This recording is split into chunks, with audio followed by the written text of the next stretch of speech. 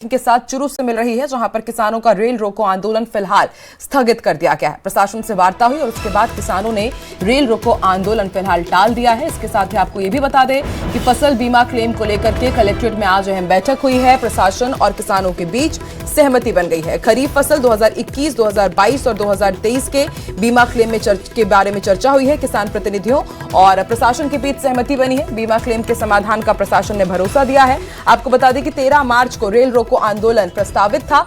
किसानों का आरोप था कि 4200 करोड़ से ज्यादा की जो बीमा की राशि है अब तक वो किसानों को नहीं दी गई और ऐसे में आज उन्होंने आंदोलन का ऐलान किया था। 13 मार्च को रेल रोको आंदोलन किया जाएगा, लेकिन रेल रोको आंदोलन फिलहाल स्थगित कर दिया गया है।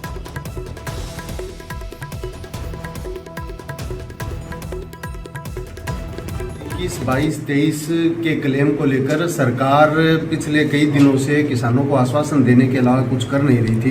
टेबल पे बैठ के बात नहीं कर रहे थे। इसलिए हमने 13 मार्च को रेल रोको का आह्वान किया था। आज जिला कलेक्टर की अध्यक्षता में किसानों के प्रतिनिधि मंडल के साथ एक मीटिंग हुई है, जिसमें राजस्थान सरकार के जॉइंट डायरेक्टर फसल बीमा के जगदेव सिंह जी भी आए हैं। इन्होंने कुछ मुद्दों के ऊपर हमारी सहमति बनी है। प्रदेश के 2 अलग अलग जिलों में एसीबी का आज बड़ा एक्शन देखने को मिला। भीलवाड़ा में अजमेर एसीबी ने करीब 60,000 रुपए की रिश्वत लेते हुए अंटाली तहसीलदार को गिरफ्तार किया। इसके अलावा उसके 2 अन्य साथियों को भी एसीबी ने गिरफ्तार किया।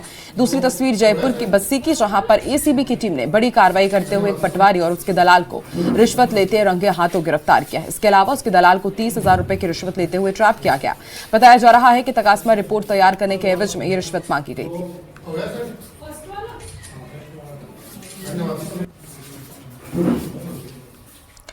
राजस्थान पंचायत चुनाव को लेकर सुप्रीम कोर्ट से बड़ी खबर सामने आई। चुनाव प्रक्रिया में देरी के आरोपों को लेकर के दायर याचिका पर सुप्रीम कोर्ट ने सुनवाई करने से इंकार कर दिया है।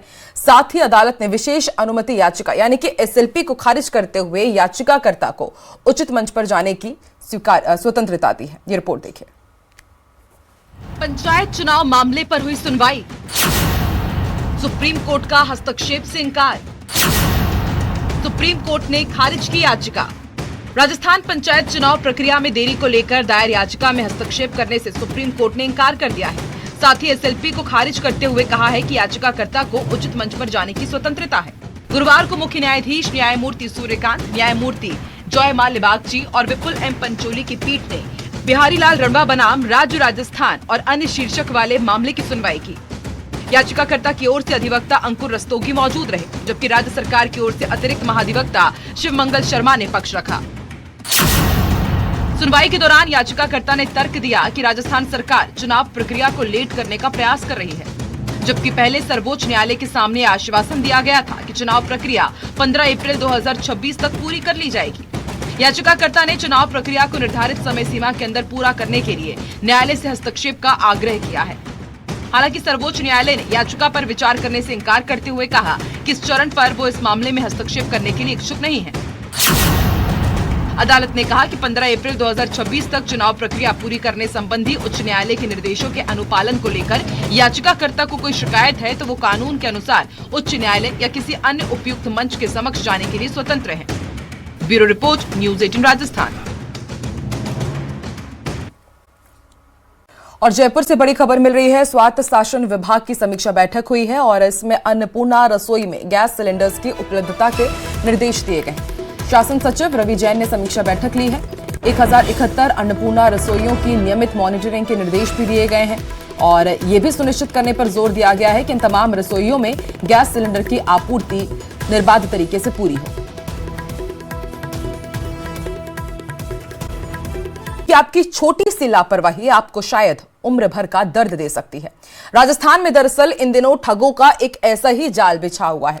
कहीं खुदाई में निकले सोने का झांसा दिया जा रहा है तो कहीं बुजुर्गों की बेबसी का फायदा उठाया जा रहा है। देखिए रिपोर्ट।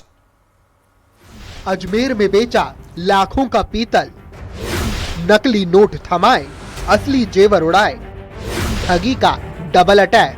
प्रदेश में ठगों के हौसले इस कदर बुलंद है कि अब वो आम लोगों की मेहनत की कमाई पर डाका डाल रहे हैं। अजमेर में खुदाई के सोने का लालच देकर 10 लाख की चपत लगाई गई तो कोटा में एक बुजुर्ग महिला को नकली नोटों के बंडल थमाकर लूटा गया। शातिरों ने जालसाजी का ऐसा ताना बाना बुना कि उनके शिकार को संभलने का मौका तक नहीं मिला। पहले इस तस्वीर को देखिए। अगर आपको भी ये सोने से भरे जेवरों का कोई बैग नजर आ रहा है तो सावधान हो जाइए, क्योंकि हकीकत में ये पीतल है। अजमेर के इस मामले ने सभी को हैरान कर दिया है। ठगी की इस वारदात का शिकार बने लखन सिंह, जिन्हें जयपुर के शातिरों ने खुदाई में मिले सोने का झांसा दिया। पहले तो असली मोती दिखाकर विश्वास जीता और फिर बस स्टैंड पर 10 लाख रुपए की डिमांड की। फिर 1.5 किलो पीतल को खुदाई में निकले सोने के जेवर बताए। जब पीड़ित ने सुनार से चेक कराया तब जाकर पता चला कि लालच के फेरे में उनकी उम्र भर की कमाई लुट चुकी है। जयपुर जाके किसी सुनार को चेक करवाया तो सुनार ने बताया कि ये तो पीतल का आइटम है, पीतल की धातु है। उसके बाद में प्रार्थी वापस सायंकाल रात्रि में करीब 8 साढ़े 8 बजे थाने पे पहुंचा और उसका धोखाधड़ी से जो हुई है उसका प्रकरण दर्ज किया। अब बात कोटा के नयापुरा इलाके की। अब इस तस्वीर को देखिए। यहाँ तो ठगों ने इंसानियत को ही शर्मसार कर दिया और कलेक्ट्रेट में सफाई कर्मचारी के तौर पर काम करने वाली एक वृद्धा को अपना निशाना बनाया। पहली नजर में असली दिखने वाले इन नोटों पर लिखा है चिल्ड्रन बैंक ऑफ इंडिया। पहले तो ठग ने वृद्धा को अपनी बातों में फंसाया, फिर शातिर ठग ने महिला के असली सोने के जेवर उतरवा लिए और बदले में 500 के नकली नोटों की गड्डी थमाकर रफू चक्कर हो गया। नोटों पर लिखा है फुल ऑफ फन। इसी फन के चलते मेहनत मजदूरी करने वाली बुजुर्ग महिला अब इंसाफ के लिए दर दर भटक रही है। इन दोनों ही वारदातों ने पुलिस महकमे में हड़कंप मचा दिया है। ठगी के इन अलग अलग पैंतरों ने जनता को भी सतर्क कर दिया है। Bureau report, news 18 Rajasthan. खबर जयपुर से है, जहां शेल्बी हॉस्पिटल ने एक और चिकित्सीय उपलब्धि दर्ज करते हुए 10 सफलतापूर्ण किडनी ट्रांसप्लांट किए। इस उपलब्धि के अवसर पर अस्पताल परिसर में प्रेस कॉन्फ्रेंस का आयोजन किया गया, जिसमें अस्पताल के वरिष्ठ डॉक्टर्स ने केवल इस ट्रांसप्लांट प्रक्रिया के बारे में जानकारी दी। इस दौरान डॉक्टर्स ने अस्पताल के comprehensive department of renal sciences की आधुनिकतम सुविधाओं और विशेषज्ञता के बारे में विस्तार से जानकारी दी। बता दें कि 10 मरीज और उनके परिवार वाले जिनका सफल किडनी ट्रांसप्लांट हुआ वो प्रेस कॉन्फ्रेंस के दौरान मौजूद रहे। कमिश्नर ने बताया कि हम वर्ल्ड किडनी डे पर आप सबको आमंत्रित किया है और आप लोगों को बताते हुए हर्ष की अनुभूति हो रही है कि जो हमारे गवर्नमेंट का और सोसाइटी का जो ऑर्गन डोनेशन प्रोग्राम है और इसके साथ साथ जो किडनी ट्रांसप्लांट प्रोग्राम है उसको हमारे हॉस्पिटल को परमिशन मिली। उसके बाद में हमने यहाँ पिछले 5-6 महीने में 10 किडनी ट्रांसप्लांट किए और इस 10 किडनी ट्रांसप्लांट में टीम ने अपनी महत्वपूर्ण भूमिका निभाई। मैनेजमेंट ने बहुत अच्छा सहयोग किया। फिर क्या हुआ कि मेरे को मैं डायलिसिस कराते हैं, मेरा महेश बदलिया है उनकी काफ़ी सर है, उनसे आप मिलो। तब मैं काफ़ी सर से मिला 22 दिसंबर को। डॉक्टर साहब को सारी प्रॉब्लम बताई मैंने। डॉक्टर साहब ये बात है, अब जीना है। डॉक्टरों ने तो मना कर दिया। तब सभी को देखो भगवान तो मिलते ही हैं, तब भगवान के रूप में मेरे को डॉक्टर कबीर शर्मा ने मिला।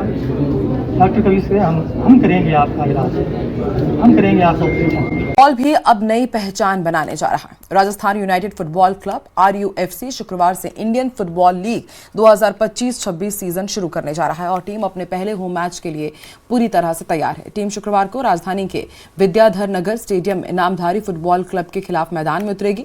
इस मुकाबले को लेकर खिलाड़ियों और फुटबॉल फैंस में खासा उत्साह देखा जा रहा है।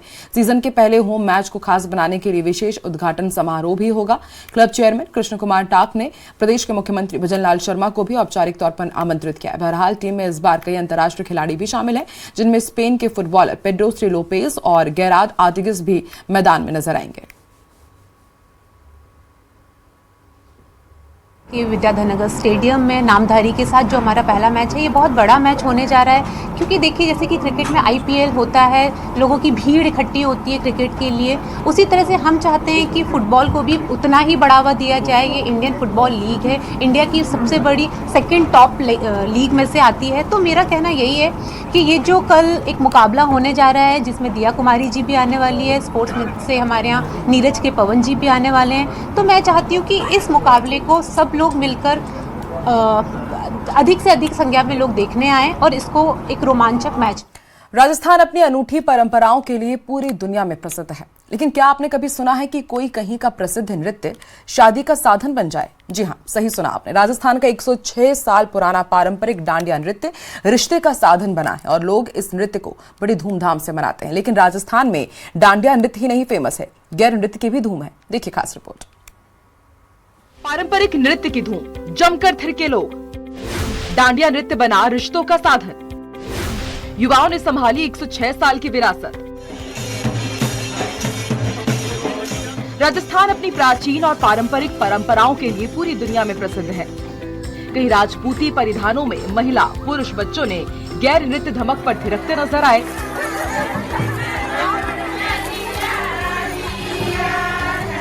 तो कहीं लोग 106 साल पुरानी विरासत को बचाते हुए फूलों के साथ डांडिया नाच में सराबोर दिखाई दिए।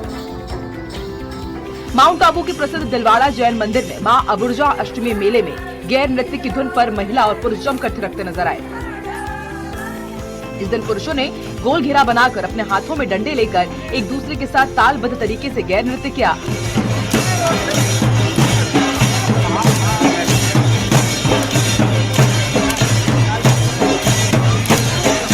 पुरुषों के नृत्य के बाद बड़ी संख्या में महिलाओं ने पहले गोल घेरा बनाया और फिर पारंपरिक गीतों को गाते हुए गैर नृत्य किया। 8 दिनों तक चलने वाले इस मेले में पर्यटकों के लिए गैर नृत्य आकर्षण का केंद्र बना रहता है।